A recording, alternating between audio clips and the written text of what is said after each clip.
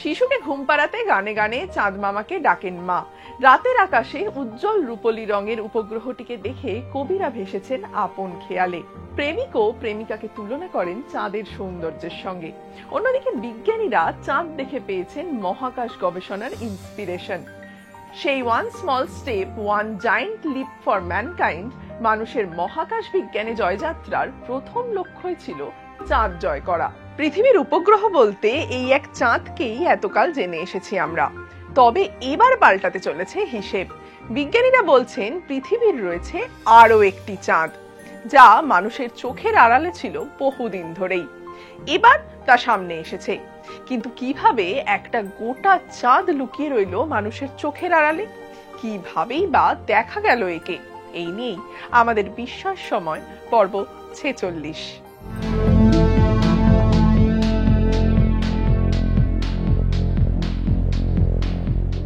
2025 সালের অক্টোবর মাসে এসে জানা গেল পৃথিবীর রয়েছে আরেকটি উপগ্রহ।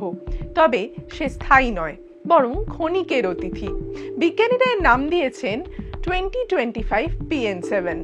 আমেরিকার হাওয়াই উপকূলের হালেয়াকালা অবজারভেটরি সম্প্রতি এর উপস্থিতি নিশ্চিত করেছে।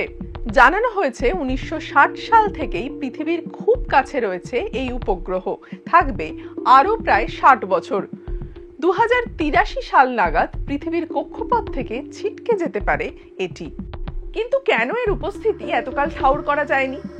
হালেয়াকালা অবজারভেটরির তথ্য দেখিয়েছে এই বস্তুটির দৈর্ঘ্য 36 মিটার ও প্রস্থ 18 মিটার। বড়জোর একটা দোতলা বাড়ির মতো এই বস্তুটি, যা এখন পৃথিবীর দ্বিতীয় চাঁদ হয়ে অবস্থান করছে। এত ছোট হওয়ার কারণেই চোখ এড়িয়ে গিয়েছে এই মহাজাগতিক বস্তুটি। সাধারণ টেলিস্কোপ দিয়েও এর উপস্থিতি ঠাউর করা যায় না। তবে ঠিক চাঁদ নয়, বিজ্ঞানীরা একে ডাকছেন কোয়াসি মুন বলে। ইংরেজি ভাষায় কোয়াসি কথার অর্থ কিছুর সঙ্গে সাদৃশ্য, কিন্তু ঠিক সেই বস্তুটা নয়।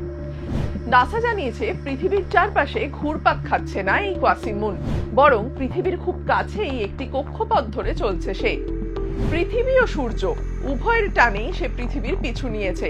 তাই একে পৃথিবীর দ্বিতীয় চাঁদ বা দ্বিতীয় উপগ্রহ বলা হলেও এটি সরলীকরণের জন্য ব্যবহার করা পরিভাষা মাত্র।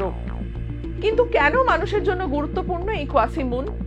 মহাকাশে এমন বহু বস্তুই ভেসে বেড়াচ্ছে যা কোনো অন্য বস্তুর সঙ্গে বেড়াজালে আবদ্ধ নয়, ঠিক যেমন এই 2025 PN7।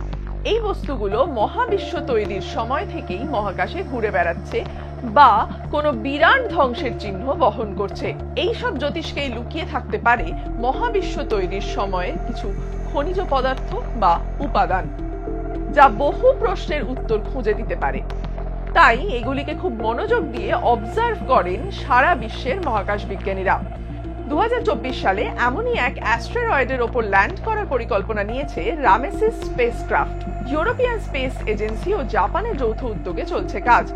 2029 সালে মহাকাশে ভাসমান অ্যাস্টেরয়েড অ্যাপোফিসে ল্যান্ড করবে এটি।